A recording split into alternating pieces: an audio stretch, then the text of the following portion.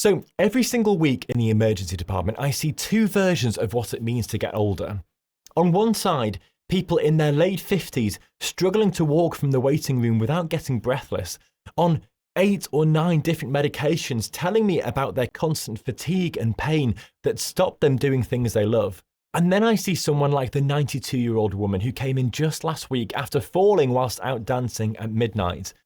She had a sharp mind, she was living independently, and she travels to see her grandkids. 3 decades older than some of my other patients that day, but functioning at a completely different level. And that raises what I think is the most important question in medicine. Why do some people thrive into their 90s while others start struggling in their 50s? More importantly, can we actually influence which path we end up on? My name's Alex, I'm an emergency medicine doctor, and after nearly 10 years in the A&E, I've seen what happens when preventable disease isn't prevented.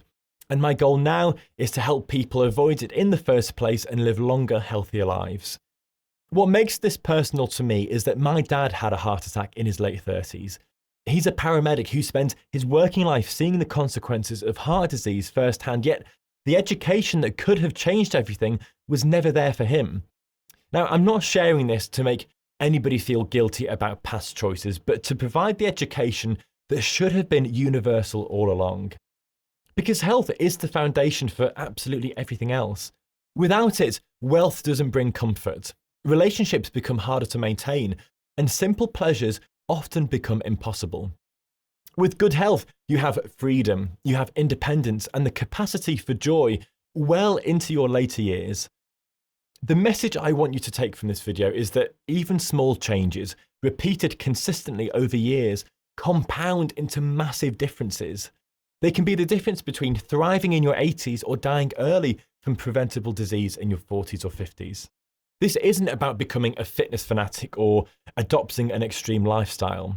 It's simply about understanding what your body needs to function well for as long as possible, then making sustainable adjustments that protect you from the slow, silent losses that accumulate over decades. Now, there are 5 main things I want to focus on in this video. These aren't the only health topics that matter, we all know that, but they are 5 of the most important factors for longevity that simply don't get talked about often enough. And then at the end, I'll share some final bits of really good advice that are absolutely worth sticking around for. Now, just a quick one before we carry on with the video. I see messages and comments all the time from people who've watched a few videos but didn't realise they weren't actually subscribed. So would you mind doing me a really quick favour and just checking that you actually are subscribed? It takes just a couple of seconds and it really helps this channel grow and help these videos reach more people like you. And if you are subscribed, then thank you so much. It really does help a lot. And so without further ado, let's crack on with the rest of the video. Okay, so starting at number 5, metabolic health and why it determines your lifespan. So when most people think about living longer, they think about heart health or cancer prevention. But there's something happening beneath the surface of that determines whether you'll be like that 92-year-old dancer or struggling in your 50s. And it's called metabolic health. Think of your metabolism as the engine that powers every cell in your body. When this engine runs smoothly, you have energy, your organs function properly, and you age more slowly. When it starts to malfunction, everything begins breaking down faster. And the scary part about that is that this breakdown often starts 20 years before you notice any symptoms. This malfunction is called insulin resistance, and understanding it is crucial because there's a landmark study published in the journal Circulation that followed over 3,000 adults for 15 years. They found that people with insulin resistance in their 40s and 50s had double the risk of dying early, even if their blood sugar tests look completely normal. Double the risk. That's the same increased risk as smoking. Insulin essentially is like a key that unlocks your cells so glucose can enter and power them up. When you develop insulin resistance, it's as if the locks on your cells get rusty and harder to open. Your pancreas then has to produce more insulin and essentially more keys to get the same job done. Now, for years, this compensation works and your blood tests look fine. But the extra insulin quietly causes damage throughout your entire body. It drives fat storage around your organs, it promotes inflammation, it disrupts your hunger signals, and strains your cardiovascular system. Now, eventually your pancreas just can't keep up. By the time somebody gets diagnosed with type 2 diabetes, they've already lost about half of their insulin-producing cells. Those cells are dead and they're not coming back. But what causes this in the first place? Well, the biggest driver is excess body fat, particularly around your middle.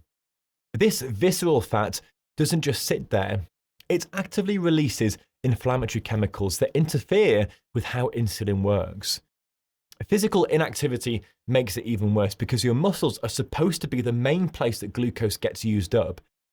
But if you're not moving, glucose has nowhere to go. Poor sleep, chronic stress, and diets high in processed foods and refined carbs all accelerate the problem even further. But here's something most people don't know. When you eat matters almost as much as what you eat. Your body is naturally better at processing food in the morning than at night. Large meals late in the evening force your body to deal with glucose when it's least capable, gradually worsening insulin resistance over time. People in the blue zones, the regions of the world where people routinely live past 100 years old, tend to eat their largest meals earlier in the day and often stop eating in the early evening. Now, alcohol is another factor that people consistently underestimate. Your liver normally acts as a control center for regulating blood sugar, but when alcohol is in your system, your liver drops everything else to process it. Regular drinking, even just moderate amounts like a couple of glasses of wine at night, impairs how well insulin works and promotes fat buildup in the liver. Over decades, this adds up. So what actually protects metabolic health and helps you live longer? Well, the evidence points towards building and maintaining muscle through strength training, which we'll cover in detail a bit later. It means being thoughtful about carbohydrates, not eliminating them, but eating them with protein and vegetables to slow down glucose absorption. It means not snacking constantly throughout the day, which gives your body regular breaks where insulin levels can drop. Remember, it's okay to feel a bit hungry throughout the day. It also means prioritizing sleep because just one night of poor sleep measurably worsens insulin sensitivity. And it means managing chronic stress, which elevates cortisol and directly interferes with insulin function. The encouraging part is that metabolic health responds really quickly to changes. I've seen patients in their 60s and 70s improve their insulin sensitivity dramatically within months through consistent adjustments. Their energy returns, brain fog lifts, and blood markers improve. Your body is constantly adapting. So give it the right input and it will respond. That's how you end up dancing at 92 instead of breathless at 55. Okay, moving on to number 4, which is all about muscle. The difference between independence and decline. Now, if you want to understand why some people maintain independence into their 90s while others need help with basic tasks in their 70s, just look at their muscle mass. Muscle isn't just about looking fit or being strong. It literally determines whether you can live independently in old age. There's a really powerful study from the BMJ that tracked over 5,000 adults aged 65 and older for nearly a decade.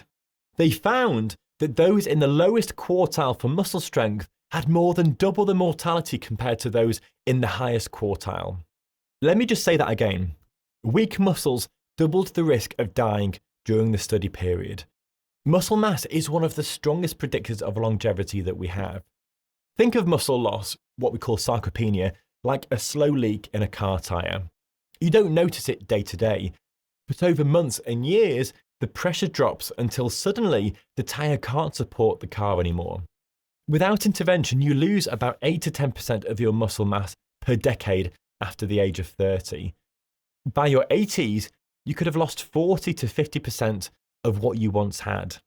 That 92-year-old dancer likely maintained hers because she never stopped moving and challenging her muscles.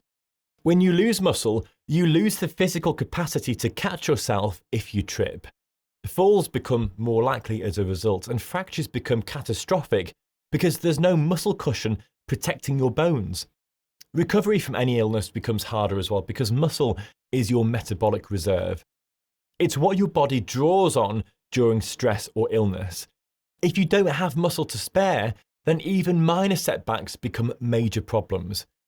But muscle does something else that's crucial for longevity.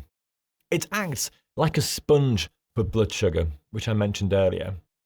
After you eat, glucose from your meal should get absorbed by your muscles and either used immediately or stored for later. When you have good muscle mass, you have plenty of storage capacity. When you've lost muscle mass, glucose stays in your bloodstream for longer, eventually contributing to insulin resistance and diabetes. This creates a vicious cycle where muscle loss worsens metabolic health, which then makes it even harder to maintain muscle. The primary cause of sarcopenia is simple. It's disuse. It's not using your muscles. At the end of the day, your body is efficient. If you're not regularly using your muscles against resistance, your body decides that they're expensive to maintain and it breaks them down. This is why walking on its own just isn't enough. Walking is excellent for your cardiovascular health, but it doesn't provide enough challenge to prevent muscle loss, especially in your upper body and your core. You need resistance training, movements where your muscles work against significant weight or resistance. Research shows that even people in their 90s can build muscle through resistance training. Studies in nursing homes have demonstrated many times meaningful strength gains in residents in their late 80s and 90s who'd never lifted weights before. The capacity to respond doesn't disappear with age, though the response may be slower and require more consistent effort or guidance. Now, something I've mentioned before is grip strength, which has become recognised as an incredibly powerful health marker. Numerous studies show that weak grip strength predicts higher mortality, more cardiovascular disease, greater hospitalisation risk, and worsening cognitive function. This isn't because your hands are magical, it's because grip strength reflects your overall muscle mass. If your grip is weak, your whole body is likely weak as well. In the blue zones, older adults maintain functional strength through daily activities that naturally load their muscles. Things like gardening, walking on hilly terrain, carrying water or firewood, or any manual work. As well as that, protein intake becomes critically important as you age because your body becomes less efficient at using protein to build muscle. Older adults need more protein than younger people, roughly 1.2 to 1.6 grams per kilo of body weight. For a 70 kilo person, that's 84 to 112 grams of protein per day. Now, most older people that I see eat nowhere near this amount. They might have toast for breakfast, a sandwich for lunch, and a modest portion of meat at dinner, totaling maybe 50 or 60 grams. That's simply not enough to maintain muscle. The timing matters too. Your body responds best to protein when you eat at least 20 to 30 grams in a single meal. Spreading tiny amounts across the day is less effective. And if you're trying to lose weight, your protein needs actually increase because your body is more likely to break down muscle for energy when calories are restricted. Losing weight while eating inadequate protein guarantees that you'll lose precious muscle alongside fat, which is a disaster. The practical message here is clear. Resistance training is non-negotiable for healthy aging. It doesn't mean you need a gym membership or fancy equipment. Bodyweight exercises, resistance bands, carrying heavy shopping, even gardening with proper form, all of these count if they challenge your muscles.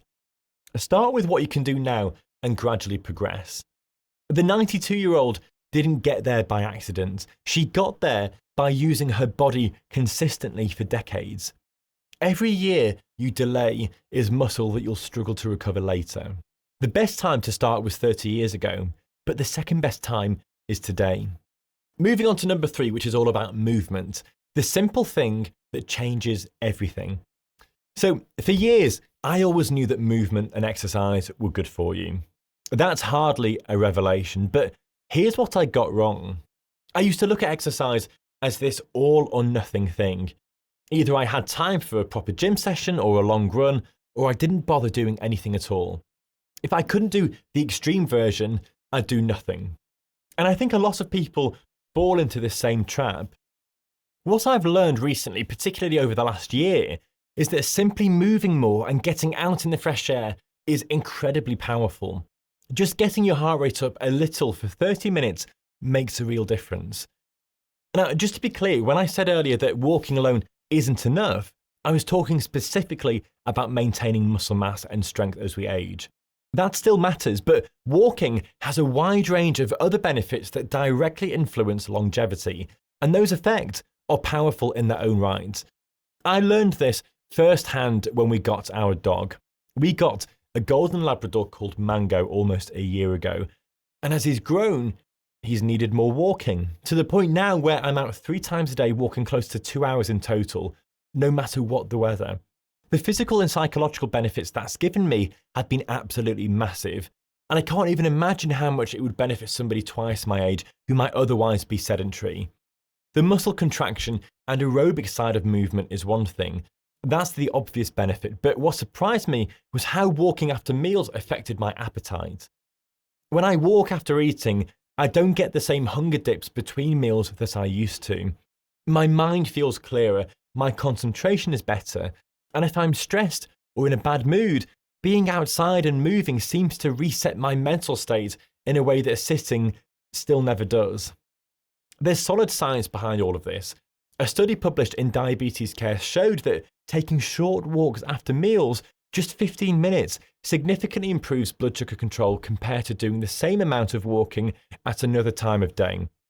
When you walk after eating, your muscles actively take up glucose from that meal, blunting the post-meal blood sugar spike that drives metabolic damage over time. It likely explains why hunger feels more stable afterwards. Your blood sugar stays steadier. Movement also sends an important signal to your body. When you're sedentary for long periods, your physiology adapts by down-regulating capacity. Your cardiovascular system doesn't need to be efficient. Your muscles don't need to be maintained. Your metabolic rate can be slow. But when you move regularly throughout the day, you send the opposite signal, that these systems are needed and should be preserved. This is exactly what we see in the blue zones. People there don't go to gyms or follow structured exercise programs, but they move constantly. They walk to their neighbors' houses, they work in gardens, they prepare food from scratch, and they live in environments that require movement.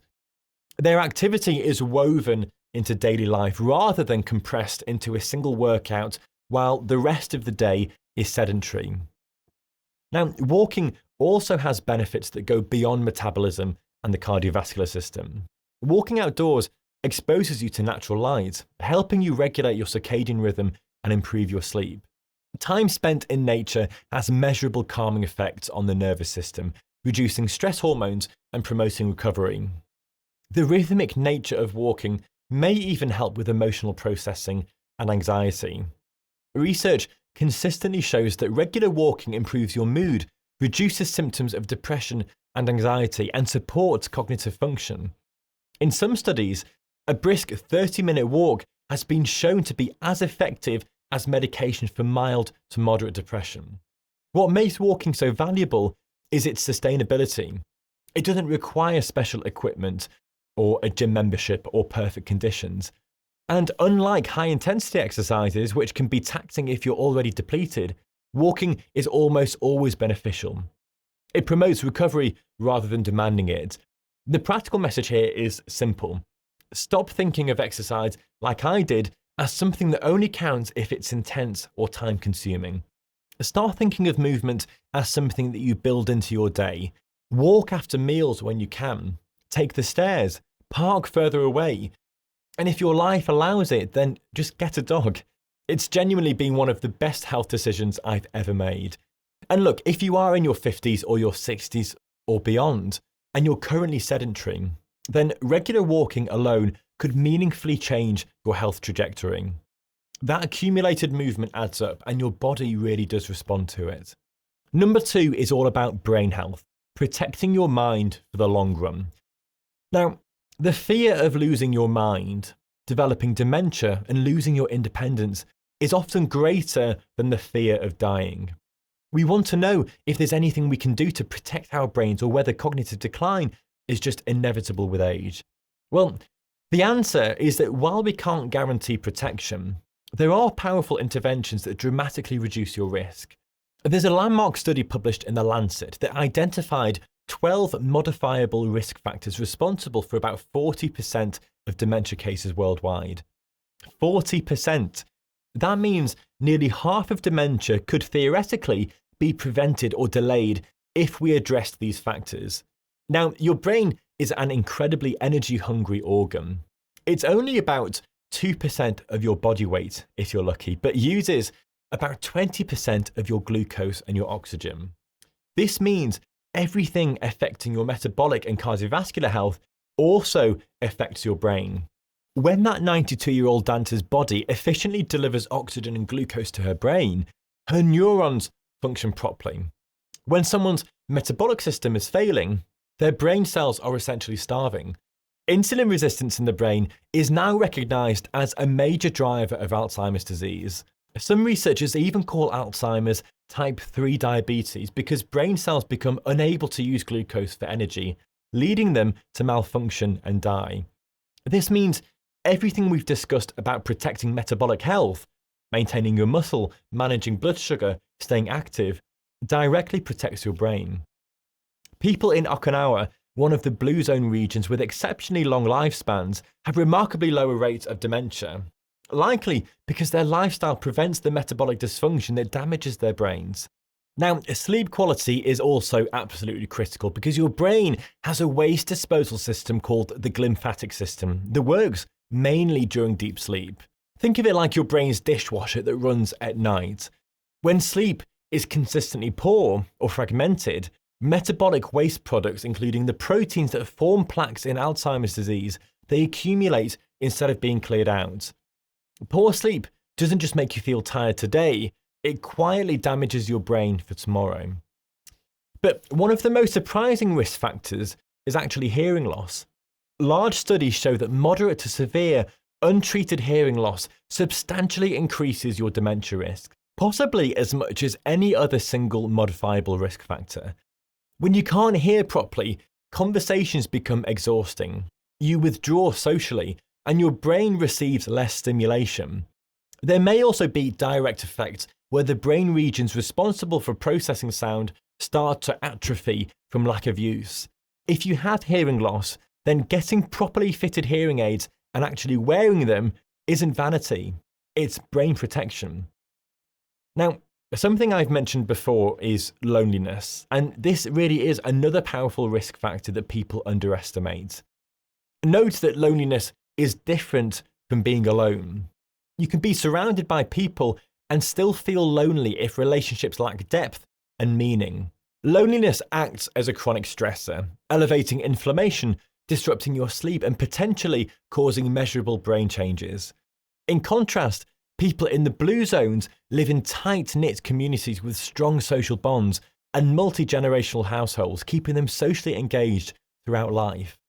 Physical exercise benefits your brain directly. And I want to be clear about this for a second. It's not just through improving your cardiovascular health, though that matters enormously, obviously. What happens is something more fundamental. When you exercise, your brain starts producing more of a protein called BDNF, brain-derived neurotrophic factor. Now, BDNF supports the neurons you already have and actually helps grow new ones.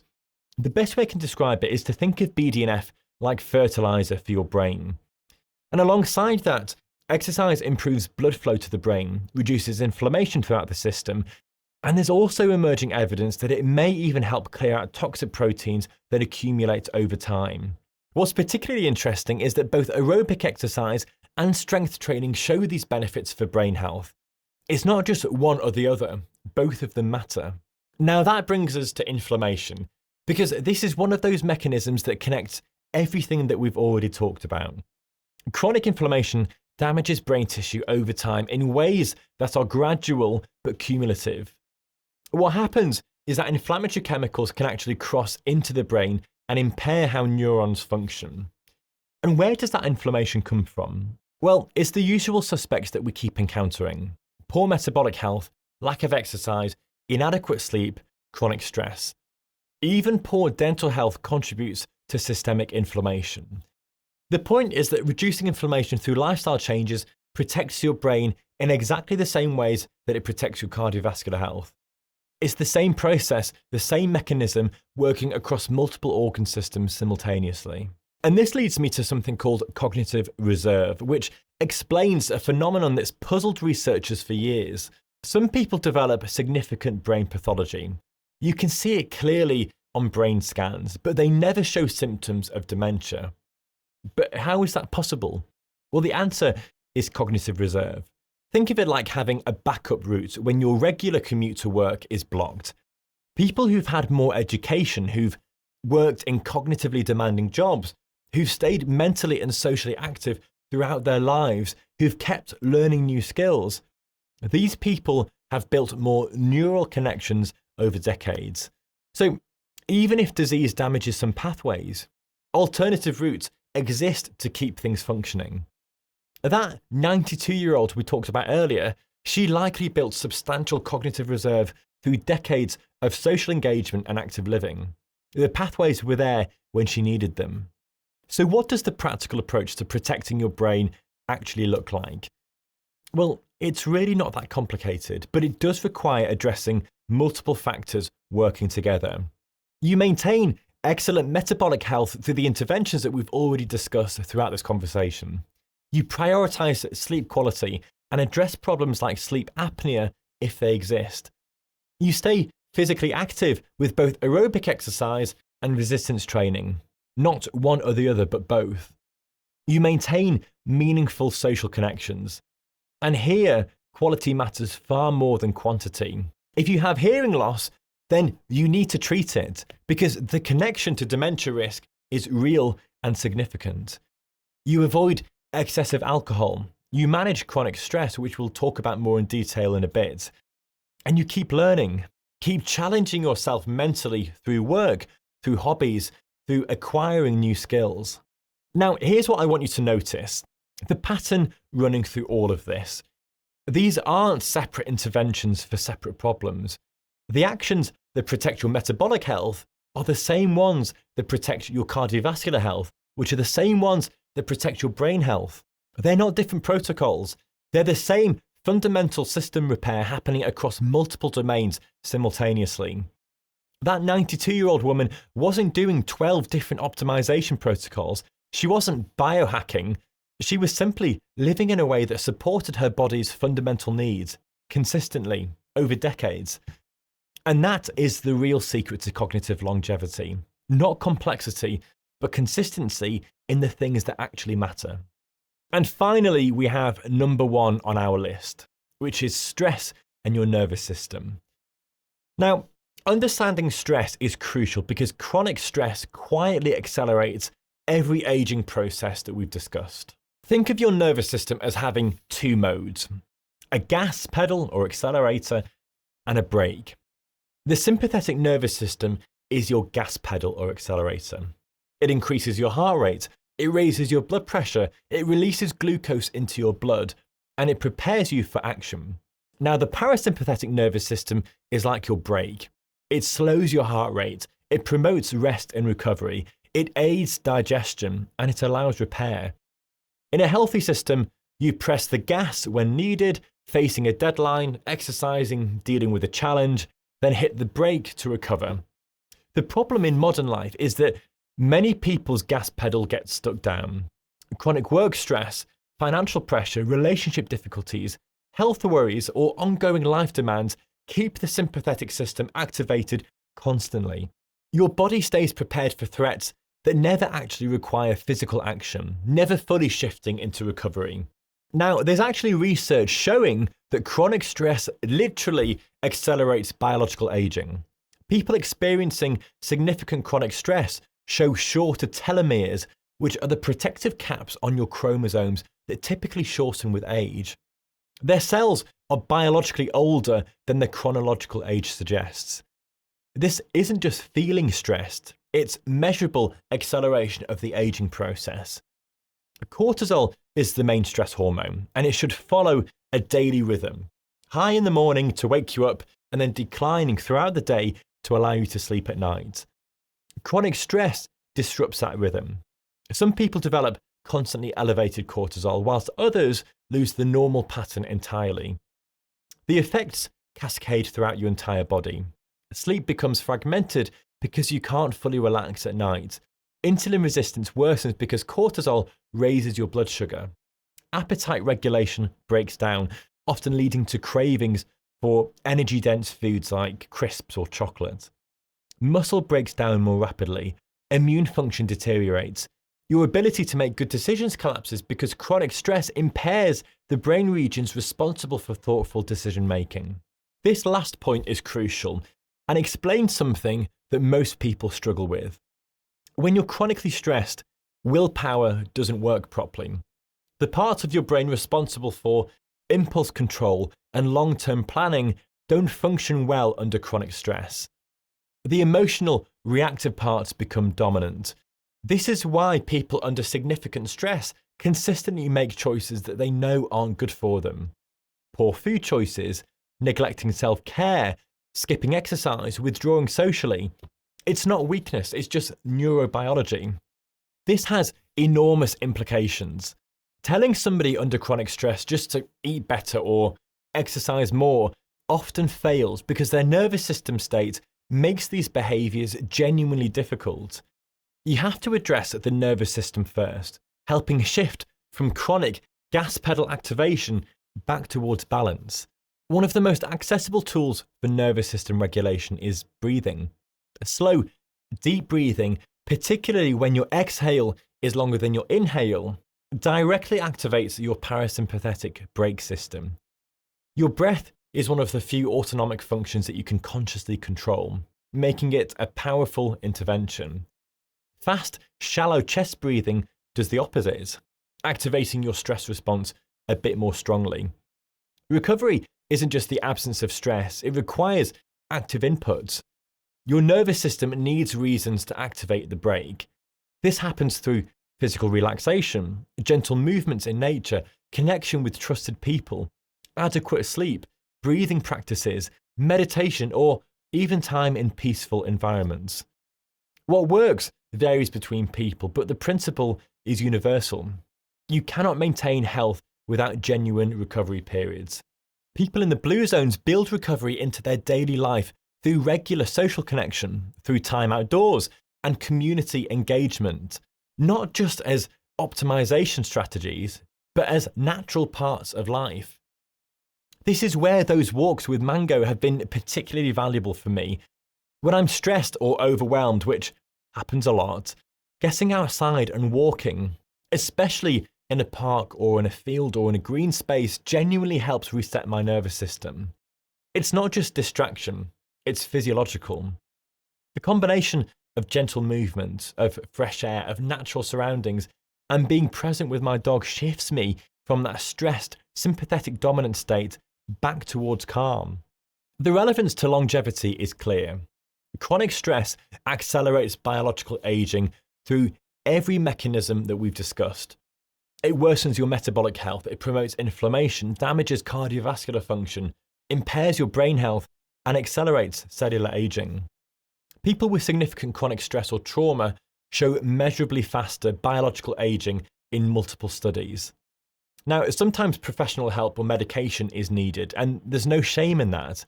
If you've lived with chronic stress, anxiety, or depression, these aren't conditions you necessarily fix alone through willpower.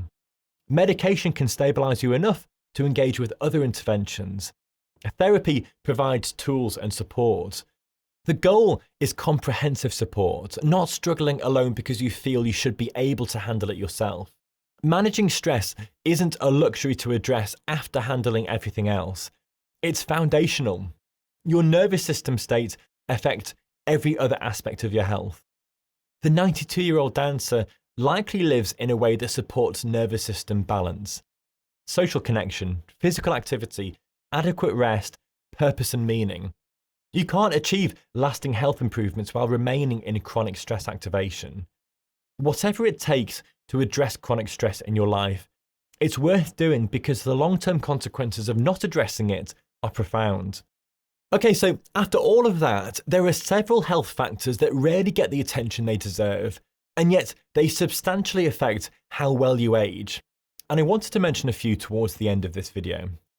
What's interesting about these is that they're not complicated interventions at all.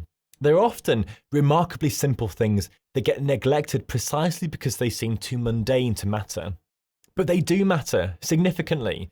So let's start with something that you probably don't associate with heart disease at all: your oral health. It turns out that oral health is directly connected to cardiovascular disease through chronic inflammation. When you have gum disease, what you're creating is a persistent source of inflammation in your body. And those bacteria in your mouth, well, they can actually enter your bloodstream, particularly if your gums bleed when you brush. We now have multiple studies showing clear associations between gum disease and increased cardiovascular risk. So good oral hygiene, which is proper brushing, flossing, regular dental cleanings, treating gum disease when it develops, this isn't about keeping your teeth clean. It's about reducing a source of inflammation that's affecting your entire body, including your cardiovascular system. Now, vision problems might seem unrelated to longevity, but they dramatically increase your falls risk. And falls are a leading cause of injury and death in older adults. Much of this risk comes from physical factors like weak muscles and poor balance, absolutely, but vision plays a crucial role in detecting hazards and maintaining spatial awareness as you move through the world. Regular eye examinations, treating conditions like cataract when they start to impair vision, wearing appropriate glasses, these aren't about vanity necessarily. They're about fall prevention and independence preservation. It's that simple and that important. And saying that brings us to balance itself, because balance can actually be trained and maintained through remarkably simple exercises. Standing on one foot while you brush your teeth, walking heel to toe in a straight line, even practicing Tai Chi. All of these challenge and improve your balance. And better balance translates directly into fewer falls and maintained independence. It's worth noting that people in blue zones often live in environments that naturally require balance challenges. They're walking on uneven terrain, navigating stairs, working in gardens. The training happens organically through how they live. But then there's something that we see all the time in emergency medicine that doesn't get nearly enough attention, which is polypharmacy. This is what we call being on too many medications at the same time, and it creates problems that often go completely under-recognized. Each medication that you add increases the likelihood of side effects and interactions. Many medications can cause dizziness, confusion, or sedation, which directly increases your falls risk. Regular medication reviews with knowledgeable clinicians can identify medications that may no longer be needed or could be adjusted. I've seen numerous cases where simply reducing somebody's medication burden led to dramatic improvements in their function and quality of life. Sometimes less really is more. Now let's talk about something that might surprise you: retirement and loss of purpose. So these represent psychological factors, but they have real physiological effects as well. For many people, work provides structure, social connection, intellectual challenge, and identity all at once. Retirement often removes all of this instantly. The research actually shows that retirement can be a risk factor for cognitive decline, not because retirement itself is inherently harmful, but because of what it leads to if those elements aren't replaced with other engaging activities. The people who age well after retirement, well, they actively build new routines that maintain social connections. They find meaningful activities, they stay physically active, and they preserve their identity beyond just their professional role. It's interesting that people in the blue zones often don't have formal retirement at all. They remain engaged in meaningful work and community roles throughout their lives, well into their 90s. Related to this is social isolation, which is the objective state of having few connections and limited interaction with others. Social isolation increases mortality risk through multiple mechanisms: reduced cognitive stimulation, less physical activity, worse health behaviours, and there are even direct effects on immune and cardiovascular function. What's encouraging is that even a small number of meaningful connections provides substantial protection. You don't need to live with people, you can live on your own. You don't need to be extraordinarily social. Quality matters far more than quantity. The 92-year-old dancer that I saw last week, she was coming from a friend's birthday celebration. She'd clearly maintained social connections throughout her life, and that really matters. And underlying so much of what we've discussed today is chronic low-grade inflammation from various sources that accumulates over time and accelerates the aging process. Beyond what we've already talked about, which is metabolic dysfunction, poor diet, inactivity, stress, poor sleep, there are other sources that contribute. Chronic infections, air pollution, chronic pain, even loneliness itself. This process, sometimes called inflammaging, is absolutely central to age-related disease. Reducing inflammation through multiple interventions is genuinely one of the most powerful longevity strategies that we know of. What unites all of these factors is that they are systematically overlooked because they seem minor compared to traditional health metrics like blood pressure or cholesterol. But think about this for a second. Somebody might have excellent numbers on paper, perfect cholesterol, great blood pressure, yet they might have poor oral health, untreated hearing loss, social isolation, and a house full of fall hazards. Their actual risk profile tells a very different story than their lab results would suggest.